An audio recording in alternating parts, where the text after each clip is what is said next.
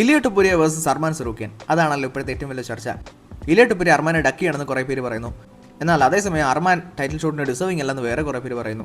അന്നേരം അതിൻ്റെ ഇടയിൽ കൂടി ഇസ്ലാം മഹാശി ഫാൻസ് ഈ ഒരു അവസരം മുതലെടുത്തിട്ട് ഇലിയ ടുപുരിയ ഡക്കെന്ന് വിളിച്ചുകൊണ്ട് നടക്കുന്നു. കാര്യം നേരത്തെ ഇസ്ലാം മഹാശിനെ ഇലിയ ടുപുരിയ ഫാൻസ് ഡക്കെന്ന് വിളിച്ചുകൊണ്ട് നടന്നിരുന്നതല്ലേ. അതുകൊണ്ട് ഇപ്പോൾ ഇസ്ലാം മഹാശി ഫാൻസ് ഇലിയ ടുപുരിയ ഡക്കെന്ന് വിളിക്കുന്നു. അതിന് ശരിക്കും എന്താണ് റിയാലിറ്റി? ഫസ്റ്റ് ഓഫ് ഓൾ, ഈ ഒരു ഫൈറ്റിനെ കുറിച്ചുള്ള എൻ്റെ അഭിപ്രായം ചോദിച്ചു കഴിഞ്ഞാൽ ഈ ഒരു ഫൈറ്റ് നടക്കുന്നത് വളരെ നല്ലതാണ്. കാരണം ഇപ്പോൾ ഇലിയ ടുപുരിയുടെ സൈഡിൽ നോക്കുകയാണെങ്കിൽ ഇലിയ ടുപുരിയയ്ക്ക് ഇപ്പോൾ അർമാനെ തോപ്പിക്കാൻ പറ്റിക്കഴിഞ്ഞാൽ, എസ്പെഷ്യലി ഇപ്പം ചാൾസ് ഒലിവേരയും അല്ലെങ്കിൽ മാക്സ് ഒലിവേരയൊക്കെ തോപ്പിച്ച പോലെ തന്നെ അർമാനെ തോപ്പിക്കാൻ പറ്റിക്കഴിഞ്ഞാൽ ശരിക്കും ഇലിയ ടുപുരിയുടെ റെസ്യൂമേൽ അതൊരു സോളിഡ് വിന്നായിരിക്കും, ശരിക്കും അൺക്വസ്റ്റനബിൾ ആയിട്ട് മാറും.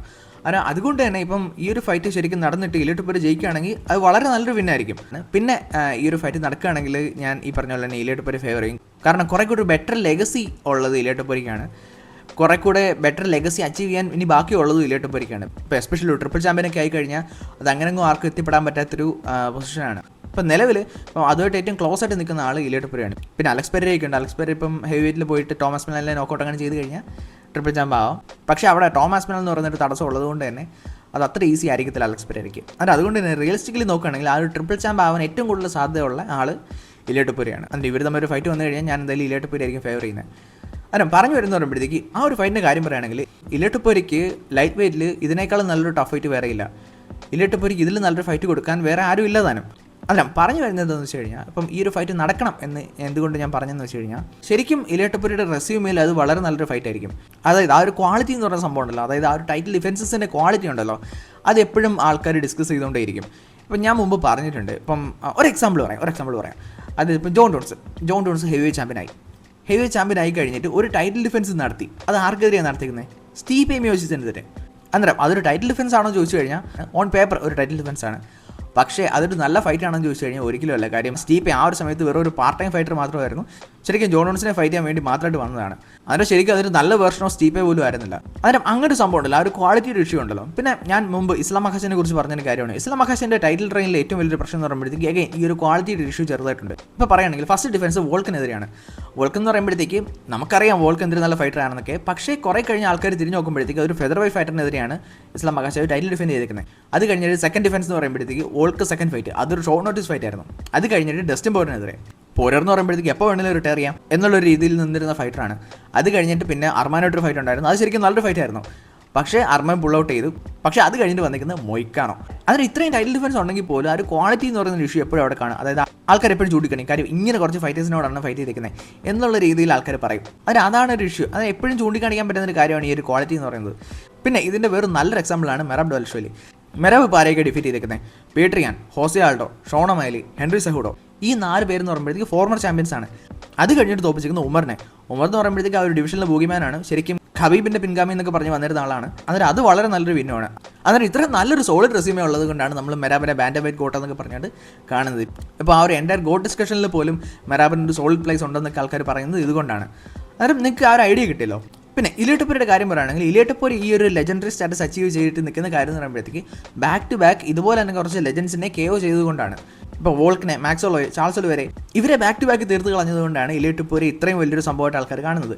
അതും തോപ്പിച്ച് വന്നതിനേക്കാളും അവർ തീർന്നൊരു രീതിയും കൂടെ ഉണ്ടല്ലോ, അതുകൊണ്ടാണ്. അന്നേരം ഇലിയ ടുപുരിയുടെ റെസ്യൂമേ എന്ന് പറയുമ്പോഴത്തേക്ക് ഒരു സോളിഡ് റെസ്യൂമാണ്. പക്ഷേ ആൾക്കാർ പലരും ചൂണ്ടിക്കാണിക്കുന്ന ഒരു കാര്യം എന്ന് പറയുമ്പോഴത്തേക്ക് ഇപ്പോൾ വോൾക്കനോസ്കി എന്ന് പറയുമ്പോഴത്തേക്ക് ഇസ്ലാം മഹാശേവ് തോപ്പിച്ചത് വോൾക്കനോസ്കിയാണ്. ഇസ്ലാം മഹാശേവ് ഹെഡ് കിക്ക് ചെയ്ത് KO ചെയ്തത് വോൾക്കനോസ്കിയാണ്. ഇലിയ ടുപുരി തോപ്പിച്ചത് എന്നൊരു പേര് അവിടെ ഉണ്ട്. പിന്നെ ഒലിവേരയുടെ കാര്യം പറയുകയാണെങ്കിൽ വലിയൊരു ഹ്യൂജ് വിൻ സ്ട്രീക്ക് ഉണ്ടായിരുന്ന ഒലിവേരെ ഇസ്ലാം മഹാശേവ് തോപ്പിച്ച് കഴിഞ്ഞു. അത് കഴിഞ്ഞിട്ട് അർമാനോട് തോറ്റിട്ട് പിന്നീട് ചാൻഡലറിനെ തോപ്പിച്ച് നിൽക്കുന്ന ഒരു ഒലിവേരയാണ് ഇലിയ ടുപുരി തോപ്പിച്ചത്. ഓക്കെ, അത് നോക്കൗട്ട് ആയിരുന്നെങ്കിൽ പോലും ഈ പറയുന്ന പോലെ ആൾക്കാർ പറയുന്നൊരു ആർഗ്യുമെൻറ്റ് ഇതാണ്. അതുകൊണ്ടുവരും പലപ്പോഴും ഇലിയ ടുപുരിയുടെ കരിയർ നോക്കിയിട്ടും ഇങ്ങനെ കുറച്ച് ഇഷ്യൂസ് ഉണ്ട് എന്നുള്ള രീതിയിൽ ഇപ്പോൾ നമ്മൾ ഇസ്ലാം മഹാശിൻ്റെ കാര്യം ചൂണ്ടിക്കാണിക്കുന്ന പോലെ തന്നെ ഇലിയ ടുപുരിയുടെ കരിയറിൽ ഇതുപോലെ ആൾക്കാർ ചൂണ്ടിക്കാണിക്കുന്നുണ്ട്. അന്നേരം ഞാൻ പറഞ്ഞു വരുന്ന പറയുമ്പോഴത്തേക്ക് ഇപ്പോൾ അർമാനെതിരെയുള്ളൊരു ഫൈറ്റ് എന്ന് പറയുമ്പോഴത്തേക്ക് അർമാനെതിരെയുള്ളൊരു വിക്ടറി എന്ന് പറയുമ്പോഴത്തേക്ക് ഈ സംശയങ്ങളെല്ലാം ഒറ്റയടിക്ക് തീർത്ത് കളയാൻ പറ്റുന്നൊരു വിന്നായിരിക്കും. അതായത് ഇപ്പോൾ അർമാൻ ഒരു സോൾ ഫൈറ്ററാണ്. മാത്രമല്ല ഇപ്പം ഇവർ തമ്മിലുള്ള മാച്ചും വളരെ നല്ലതായിരിക്കും. ഹൈറ്റ് വൈസ് ആണെങ്കിലും ആ ഒരു ഫിസിക്കാലിറ്റി വൈസ് ആണെങ്കിലും എല്ലാം ഏറെക്കുറെ സെയിം ആണ്. അതുപോലെ സ്റ്റൈലിൻ്റെ കാര്യം നോക്കി കഴിഞ്ഞാൽ ഇലിയ ടുപുരിക്ക് സ്ട്രൈക്കിംഗിൽ എഡ്ജുണ്ട്, അർമാന് ഗ്രൗണ്ടിൽ എഡ്ജുണ്ട്. എന്ന് വെച്ചിട്ട് ഇലിയ ടുപുരി ഗ്രൗണ്ടിൽ ഒട്ടും മോശമല്ല, എന്ന് വെച്ചിട്ട് അർമാൻ സ്ട്രൈക്കിങ്ങിൽ മോശമല്ല. അന്നേരം അതുകൊണ്ട് തന്നെ ഇവർ തമ്മിലുള്ള ഫൈറ്റ് എന്ന് പറയുമ്പോഴത്തേക്ക് വളരെ നല്ലൊരു ഫൈറ്റ് ആയിരിക്കും. കാരണം അർമാനെ തോപ്പിച്ച് കഴിഞ്ഞാൽ പിന്നീട് ആരും ഇലിയ ടുപുരി ക്വസ്റ്റ്യൻ ചെയ്തില്ല. ഇപ്പോൾ എസ്പെഷ്യലി ഒലിവേരെ തോപ്പിച്ച പോലെ ഇപ്പോൾ ഒറ്റയടിക്ക് നോക്കൗട്ടൊക്കെ ചെയ്ത് കളഞ്ഞാൽ പിന്നീട് ആരും ക്വസ്റ്റ്യൻ ചെയ്തില്ല ഇലിയ ടുപുരി. കാരണം അതുകൊണ്ട് തന്നെ ശരിക്കും അർമാനെതിരെയുള്ളൊരു വിൻ എന്ന് പറയുമ്പോഴത്തേക്ക് ശരിക്കും ഒരു സോൾഡ് വിന്നായിരിക്കും. കാരണം അതുകൊണ്ട് തന്നെ ഇപ്പോൾ ഇലിയ ടുപുരി അർമാനെ ഫൈറ്റ് ചെയ്താൽ കൊള്ളാമെന്ന് എനിക്കുണ്ട്. പിന്നെ അർമാൻ ഇലിയ എന്തായാലും തോപ്പിക്കും എന്നൊക്കെ പറയുന്നവരുണ്ട്. അത് അത്ര ഈസി അല്ലെന്ന് നിങ്ങൾക്കും അറിയാം. കാരണം അർമാൻ ചിന്നൊക്കെ നല്ലതാണെങ്കിൽ പോലും അർമാനെ ഓബിൾ ചെയ്യാൻ പറ്റും. മറ്റേ സിൽവയ്ക്കെതിരെയുള്ള ഫൈറ്റിൽ അർമാൻ നല്ലൊരു ഹിറ്റ് കിട്ടിയപ്പോഴത്തേക്ക് ഒന്ന് ഡാൻസ് കളിക്കാൻ പോയി നമ്മൾ കണ്ടതാണ്. and അതുകൊണ്ട് തന്നെ ഞാൻ കൂടുതൽ സാധ്യത കൊടുക്കുന്ന ഇലിയ ടൊപ്പുരയ്ക്കാണ്. ഗ്രൗണ്ടിലും അർമാൻ ഇലിയ ടൊപ്പുര ഡോമിനേറ്റ് ചെയ്ത് കളയുന്നതൊന്നും നമുക്ക് പറയാൻ പറ്റത്തില്ല. കാരണം നമ്മൾ കണ്ടതാണ് ഇലിയ ടൊപ്പുര ഒലിവേരെ പിടിച്ച് ക്രൂസിഫിക്സ് ചെയ്യാനും സബ്മിറ്റ് ചെയ്യാനൊക്കെ നോക്കാൻ നമ്മൾ കണ്ടതാണ്. അതിന് ഇലിയ ടൊപ്പുര സൂപ്പർ സ്ട്രോങ് ആണ്. ഇതുപോലെ തന്നെ ഒരു റെസ്ലിംഗ് ബാക്ക്ഗ്രൗണ്ടിൽ നിന്ന് വരുന്ന ആളുമാണ്. അല്ല അതുകൊണ്ട് തന്നെ അർമാൻ ഒട്ടും ഒരു ഈസി ഫൈറ്റ് ആയിരിക്കത്തില്ല. ഈ പറഞ്ഞാൽ തന്നെ ഇലിയ ടൊപ്പുരയ്ക്കും ഒരു ഇതുവരെ ഉള്ള ഒരു സൂപ്പർ ഈസി ഫൈറ്റ് ആണെന്ന് എനിക്ക് തോന്നുന്നില്ല. ബട്ട് ഇവൻച്വലി ഇലിയ ടൊപ്പുര ജയിക്കുമെന്നാണ് എനിക്ക് തോന്നുന്നത്. ഇലിയ ടൊപ്പുരയുടെ റെസ്യൂമെ കുറച്ചുകൂട്ട് സോളിഡ് ആക്കാൻ എന്തായാലും ഈ ഒരു ഫൈറ്റ് ഉപകരിക്കുകയും ചെയ്യും. മാത്രമല്ല ഇസ്ലാം മഹാശേന് നല്ലൊരു ടഫ് ഫൈറ്റ് കൊടുത്ത ആളുമാണ് അർമാൻ. അല്ല അർമാനെതിരെയുള്ളൊരു ഈസി വിൻ എന്നൊക്കെ പറയുമ്പോഴത്തേക്ക് ശരിക്കും ഇസ്ലാം മഹാശി വേഴ്സസ് ഇലിയ ടൊപ്പുര എന്ന് പറയുന്ന ആ ഒരു കമ്പാരിസൺ വീണ്ടും കുറച്ചുകൂടി ടൈറ്റ് ആക്കുകയും ചെയ്യും. പിന്നെ ഇലിയ ടൊപ്പുരയുടെ സൈഡിൽ നോക്കുകയാണെങ്കിൽ ഇലിയ ടൊപ്പുര അന്ന് ഒലിവരെ നോക്കൗട്ട് ചെയ്തിട്ട് അന്നത്തെ ആ ഒരു ഒക്ടഗൺ ഇൻ്റർവ്യൂവിൽ പാഡിയെയും അർമാനെയൊക്കെ കോൾ ഔട്ട് ചെയ്തിരുന്നു. അർമാനെ നടുവ് ചെയ്യാത്താണെന്നൊക്കെ ഇലിയ ടൊപ്പുര വിളിക്കുന്ന കേട്ടു. അന്നേരം അന്ന് കോൾ ഔട്ട് ചെയ്തിരുന്നു. പക്ഷേ അത് കഴിഞ്ഞാൽ പിന്നെ ഇലിയ ടൊപ്പുരയ്ക്ക് അർമാനെ ഫൈറ്റ് ചെയ്യാൻ യാതൊരു താല്പര്യമില്ല എന്നുള്ള രീതിയിലാണ്. മാത്രമല്ല മറ്റേ ആ നെൽക്ക് ബോയ്സിൻ്റെ കൂടെയുള്ളൊരു വീഡിയോയിൽ നമ്മൾ കണ്ടു അർമാൻ എന്തായാലും ടൈറ്റിൽ ഷോട്ട് കൊടുക്കും എന്നുള്ള രീതിയിലൊക്കെ ആണെങ്കിൽ ഞാൻ ബെൽറ്റ് വെക്കേറ്റ് ചെയ്ത് പോകും എന്ന് ഇലിയ ടൊപ്പുര പറയുന്നത് കേട്ടു.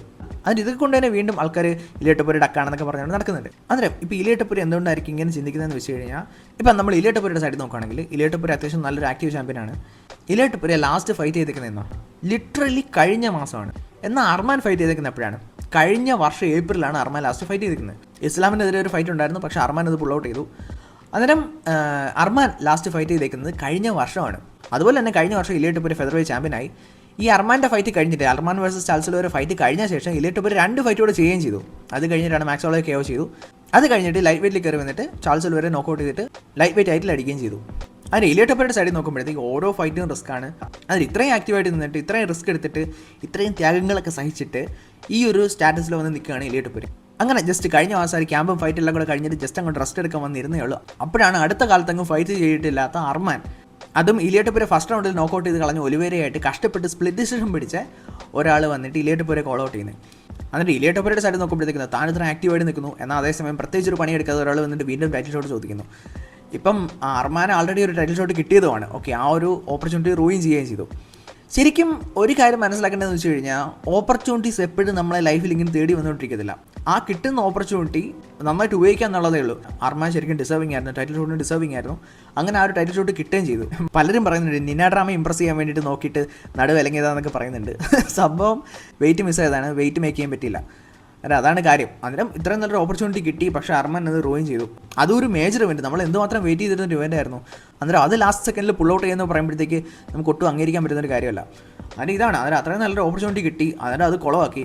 അന്നേരം അതുകൊണ്ട് തന്നെ ഡാനയും പറഞ്ഞു ഇത്രയും ഒരു മേജർ ഓപ്പർച്യൂണിറ്റി കുളമാക്കിയത് കൊണ്ട് തന്നെ എന്തായാലും ഒരു ഫൈറ്റും കൂടെ ചെയ്യേണ്ടി വരും എന്ന് ഡാന പറഞ്ഞു. അന്നേരം അതുകൊണ്ട് തന്നെ ഇമ്മീഡിയറ്റ്ലി ഇലിയ ടൊപ്പുര വേഴ്സസ് അർമാൻ ഫൈറ്റ് നടക്കുന്നുള്ള കാര്യത്തിൽ നമുക്ക് സംശയമുണ്ട്. കാര്യം ഡാന പറ്റിയ സമ്മതിക്കത്തില്ല. അത് മാത്രമല്ല, ഇപ്പോൾ ഇലിയ ടൊപ്പുര ഡാനയുടെ പുതിയ കോണമഗ്രൂർ ആണല്ലോ, UFC ഇപ്പോഴത്തെ ഏറ്റവും വലിയ സൂപ്പർ സ്റ്റാറാണ്. അതിന് അതുകൊണ്ട് തന്നെ ഇപ്പോൾ പെട്ടെന്ന് അർമാൻ്റെ കൂട്ടൊരു ഡേഞ്ചറസ് ഫൈറ്റിന് റിസ്ക് ചെയ്യുന്നുള്ള കാര്യത്തിൽ എനിക്ക് സംശയമുണ്ട്. പക്ഷേ ശരിക്കും അർമാൻ ആയിരുന്നു ഫൈറ്റ് ചെയ്യേണ്ടിയിരുന്നത്, അർമാൻ ഡിസർവിംഗ് ആയിരുന്നു. പക്ഷേ അർമാൻ ഈ ഒരു പരിപാടി കാണിച്ചത് കൊണ്ട് തന്നെ നമുക്ക് ന്യായീകരിക്കാനും പറ്റത്തില്ല. പിന്നെ അർമാന് ചെയ്യാൻ പറ്റുന്ന ഒരു കാര്യം എന്ന് പറയുമ്പോഴത്തേക്ക് മീൻവൈൽ ആ ഒരു സമയത്ത് ഞാൻ പറഞ്ഞില്ല, അർമാൻ ലാസ്റ്റ് ഫൈറ്റ് ചെയ്യുന്നത് കഴിഞ്ഞ വർഷം ഏപ്രിലാണ്. അതിന് അർമാൻ ഒരു ഫൈറ്റും കൂടെ ഫൈറ്റ് ചെയ്തിട്ട് ആ ഒരു വർത്തനസ് തെളിയിച്ച് കഴിഞ്ഞാൽ, അതായത് ആ ഒരു ടൈറ്റിൽ ഷോട്ട് ഏൺ ചെയ്യണമല്ലോ, അതിന് അങ്ങനെ ഒരു കാര്യമല്ലേ.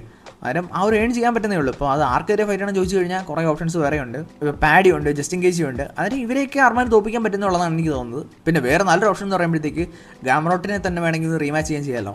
അതായത് അർമാൻ്റെ കരിയറിലുള്ള ഒരു ലോസ് ആണല്ലോ ഗാമറോട്ട്, അത് വളരെ ഒരു ക്ലോസ് ഫൈറ്റ് ആയിരുന്നു. കാരണം അത് വേണമെങ്കിൽ അർമാന് തിരിച്ചു പിടിക്കാൻ പറ്റുന്ന ഒരു ഫൈറ്റാണ്. അങ്ങനെ മുമ്പ് ആൾക്കാർ ചെയ്തിട്ടുണ്ടല്ലോ. ഇപ്പോൾ ഫോർ എക്സാമ്പിൾ പറയുന്നത് ടോം അസ്പിനാൽ മറ്റേ ബ്ലേഡ്സിനോട് തോറ്റായിരുന്നല്ലോ. അത് ഒരു ഇഞ്ചുറി ആയിരുന്നെങ്കിൽ പോലും ടെക്നിക്കലി ഒരു തോൽവിയാണല്ലോ. അന്നേരം ആ ഒരു തോൽവി അവൻ ചെയ്യാൻ വേണ്ടിയിട്ട് ബ്ലേഡ്സുമായിട്ട് ഒരു സെക്കൻഡ് ഫൈറ്റ് ഉണ്ടായിരുന്നു. അതിനകത്ത് ടോമസ് മിലാൽ ജയിക്കുകയും ചെയ്തു. അത് കഴിഞ്ഞിപ്പോൾ വേറെ എക്സാമ്പിൾ പറയുകയാണെങ്കിൽ ഷോൺ ഒമാലി വേഴ്സസ് ചിറ്റോവേര. അന്നേരം ചിറ്റോവേര ഒമാലിയെ തോപ്പിച്ചതാണല്ലോ. അന്നേരം ആ ഒരു സെക്കൻഡ് ഫൈറ്റ് അതൊരു ടൈറ്റിൽ ഡിഫൻസ് ആയിട്ട് തന്നെ കൊടുക്കുകയും ചെയ്തു. ഒമാലി ചിറ്റോവേര നശിപ്പിച്ച് കളയുകയും ചെയ്തു. അന്നേരം അങ്ങനൊരു സംഭവം വേണമെങ്കിൽ അർമാനും ചെയ്യായിരുന്നല്ലോ. അർമാൻ വേഴ്സസ് ഗാമറോട്ടൊക്കെ ചെയ്ത് കഴിഞ്ഞാൽ ആ ഒരു തോൽവി അങ്ങ് തിരിച്ച് പിടിക്കായിരുന്നല്ലോ, അത് അവൻ ചെയ്യാൻ പറ്റുമായിരുന്നല്ലോ. അല്ല അങ്ങനെ ഒരു ഓപ്പർച്യൂണിറ്റി അർമാൻ്റെ മുമ്പിലുണ്ടായിരുന്നു. അതിന് ശരിക്കും അർമാൻ ഈ മുമ്പിൽ നിൽക്കുന്ന ആരും അത്ര ടഫ് ഫൈറ്റ് ആണെന്ന് നമുക്ക് തോന്നുന്നില്ല. അല്ല അതുകൊണ്ട് തന്നെ ആരെങ്കിലും കൊണ്ട് തോപ്പിച്ച് ആ ഒരു വർത്തനസ് തെളിയിച്ച് കഴിഞ്ഞിരുന്നെങ്കിൽ, ആ ഒരു ടൈറ്റിൽ ഷോട്ട് ഏൺ ചെയ്തിരുന്നെങ്കിൽ നമുക്ക് പ്രത്യേകിച്ച് ഒന്നും പറയാനില്ലായിരുന്നു. ശരിക്കും അർമാനായിരുന്നു ഫൈറ്റ് ചെയ്തിരുന്നത്. പക്ഷേ ഇതാണ്, ആ ഒരു ഓപ്പർച്യൂണിറ്റി എപ്പോഴും നമ്മളിങ്ങനെ തേടി വരത്തില്ല, അത് ഏൺ ചെയ്യേണ്ടതുണ്ട്. അല്ലെങ്കിൽ വല്ല സിൽഖാൻ അങ്ങനെ ആയിരിക്കണം. സിൽഖാൻ ഇങ്ങനെ അൺലിമിറ്റഡ് ടൈറ്റിൽ ഷോട്ട് ഗ്ലിച്ചാണ്, അതായത് ചുമ്മാ ഇങ്ങനെ ടൈറ്റിൽ ഷോട്ട് കിട്ടിക്കൊണ്ടിരിക്കും. ആദ്യം ഇംഗാനോനെതിരെ ഒരു ടൈറ്റിൽ ഷോട്ട് കിട്ടി, അത് കഴിഞ്ഞിട്ട് ജോൺ ജോൺസിനെതിരെ കിട്ടി, ഇപ്പോൾ ആസ്പിനാലിനെതിരെ കിട്ടി. അതിന് അതെന്ന് പറയുമ്പോഴത്തേക്ക് സിൽഖാൻ ഒന്നും ചെയ്തില്ല. വോൾക്കോവിനെതിരെ ശരിക്കും സിൽഖാന ഫൈറ്റ് തോറ്റു, ബട്ട് എന്നിട്ട് പോലും സിൽഖാനെ ജയിപ്പിച്ചു, എന്നിട്ട് ടൈറ്റിൽ ഷോട്ട് കൊടുക്കുകയും ചെയ്തു. അതിന് അങ്ങനത്തെ ഭാഗ്യങ്ങളൊന്നും ശരിക്കും വേറെ ആർക്കും കിട്ടിയെന്ന് വരത്തില്ല. അതുകൊണ്ട് തന്നെ ഇപ്പോൾ അർമാൻ വേറെ ആരെങ്കിലും കൂടെ ഫൈറ്റ് ചെയ്തിട്ട് ആ ഒരു വർത്തിൻസ് തെളിയിച്ചിട്ട് ടൈറ്റിൽ ഷോട്ട് ചോദിക്കുന്നതായിരിക്കും നല്ലതെന്നാണ് എനിക്ക് തോന്നുന്നത്. ഞാൻ പറഞ്ഞല്ലോ തന്നെ അത്ര ടഫ് ഫൈറ്റ് ഒന്നും വേറെ ആരും ഇല്ലതാനും. മാത്രമല്ല ഞാൻ നേരത്തെ പറഞ്ഞാലും ഇല്ലറ്റ് ജസ്റ്റ് കഴിഞ്ഞ മാസം കൊണ്ട് ഫൈറ്റ് ചെയ്തേ ഉള്ളൂ. അന്നേരം ജസ്റ്റ് അപ്പോഴത്തേക്ക് അർമാനെ ഡക്കിയാന്നൊക്കെ പറയുമ്പോഴത്തേക്ക് അതൊരു ശരിക്കും അത്ര വലിയ ലോജിക്കില്ലാത്ത കാര്യമല്ലേ. അതിന് ഇതൊക്കെയാണ് എനിക്ക് തോന്നുന്നത്. പിന്നെ ഇല്ലാട്ടുപുരയുടെ കാര്യമാണെങ്കിൽ ശരിക്കും ഇല്ലാട്ടുപുര ശരിക്കും വെയിറ്റ് ചെയ്യുന്നത് ആ ഒരു JDM vs ഇസ്ലാം മക്കാശി ഫൈറ്റിന് വേണ്ടിയിട്ടാണ്. ആ ഒരു ഫൈറ്റിൻ്റെ ഔട്ട്കം അനുസരിച്ചിരിക്കും ബാക്കി ഇല്ലാട്ടുപുരയുടെ മൂവ്. അതുവരെ ഇങ്ങനെ വലിയ കാര്യത്തിൽ മിണ്ടാതിരിക്കുകയാണ് ചെയ്യുന്നത്. മാത്രമല്ല ഇല്ലാട്ടുപുര ശരിക്കും ഇസ്ലാം മക്കാശിനെ ഫൈറ്റ് ചെയ്യണമെന്ന് പറഞ്ഞുകൊണ്ട് നടക്കുന്ന ആളല്ലേ. അന്നേരം അർമാനേക്കാളും ഒരുപടി മേളിൽ നിൽക്കുന്ന ആളല്ലേ മക്കാശിവ്. അന്നേരം അങ്ങനെ എയിം ചെയ്യുന്നൊരു ഫൈറ്ററിനെ ശരിക്കും അതിനേക്കാളും ചെറിയൊരു ഫൈറ്ററിനെ ഡക്കിയാണെന്ന് പറയുന്നതിൽ പ്രത്യേകിച്ച് ലോജിക് ഉണ്ടെന്നും എനിക്ക് തോന്നുന്നില്ല. എന്തായാലും ഇപ്പോൾ ഇല്ലാട്ടുപുര ഡക്കെന്ന് വിളിച്ചിട്ട് പ്രത്യേകിച്ച് കാര്യമൊന്നും ഉണ്ടെന്ന് എനിക്ക് തോന്നുന്നില്ല. എന്തായാലും ആ ഒരു ഇസ്ലാം മക്കാശി vs JDM ഫൈറ്റ് കഴിഞ്ഞിട്ട് നമുക്ക് നോക്കാം. പിന്നെ അതിൻ്റെ ഇടയിൽ കൂടെ വേറെ റൂമേഴ്സ് കേൾക്കുന്നതെന്ന് വെച്ച് കഴിഞ്ഞാൽ ഇസ്ലാം മക്കാശി ഇല്ലാട്ടുപുര ഫൈറ്റ് ചെയ്യാൻ റെഡിയാണ് എന്നുള്ള രീതിയിലൊക്കെ പല കിംവദന്തികളും കേൾക്കുന്നുണ്ട്. എന്നിട്ട് ഇപ്പോൾ പലരും പറയുന്നുണ്ട് ഇത്രയും നാളെ ഇസ്ലാം മക്കാശി എന്തുവരുന്ന കുഴപ്പം, ഇല്ലാട്ടുപുര ഫൈറ്റ് ചെയ്തുകൂടായിരുന്നോ എന്നൊക്കെ ചോദിക്കുന്നവരൊക്കെ ഉണ്ട്. സംഭവം എന്തെന്ന് വെച്ചാൽ ഞാൻ പറഞ്ഞിട്ടുണ്ടായിരുന്ന കാര്യം വെൽറ്റർ വെയിറ്റ് എന്ന് പറയുമ്പോഴത്തേക്ക് ഇപ്പോൾ ഇസ്ലാം മക്കാശി കയറി പോയേക്കുന്ന വെൽറ്റർ വെയിറ്റ് എന്ന് പറയുമ്പോഴത്തേക്ക് വളരെ ഒരു ടഫ് ഡിവിഷനാണ്. അതിന് അവിടെ ഇസ്ലാം മക്കാശിന് സർവൈവ് ചെയ്യാൻ പറ്റത്തില്ല. കാര്യം ഇനി വരുന്ന ഫൈറ്റുകൾ എന്ന് പറയുമ്പോഴത്തേക്ക് ഭയങ്കര ടഫ് ആയിട്ടായിരിക്കും. ഇപ്പോൾ ഫൈറ്റ് ചെയ്യാൻ പോകുന്നത് JDM ആണെങ്കിലും JDM തോപ്പിച്ച് കഴിഞ്ഞാൽ പോലും അടുത്ത് വരുന്ന ഷൗക്കത്ത് ആണെങ്കിലും ഇപ്പോൾ അതല്ലെങ്കിൽ അത് കഴിഞ്ഞ് വരുന്ന ഷോൺ ബ്രേഡി ആണെങ്കിലും ഇവരാരും ഇസ്ലാം മക്കാശിന് ഒരു ഈസി ഫൈറ്റ് ആയിരിക്കത്തില്ല. ഈസി ഫൈറ്റ് എന്ന് മാത്രമല്ല ഇസ്ലാം മക്കാശിനെ തോപ്പിക്കാൻ പറ്റുന്ന ആൾക്കാരാണ് ഇവരെല്ലാം. അതുകൊണ്ട് തന്നെ ആ ഒരു ഡിവിഷനിൽ ജയിച്ച് കഴിഞ്ഞാൽ പോലും ഇസ്ലാം മക്കാശിനോട് സർവൈവ് ചെയ്യാൻ പറ്റുമെന്നുള്ള കാര്യത്തിൽ ഭയങ്കര സംശയമുണ്ട്.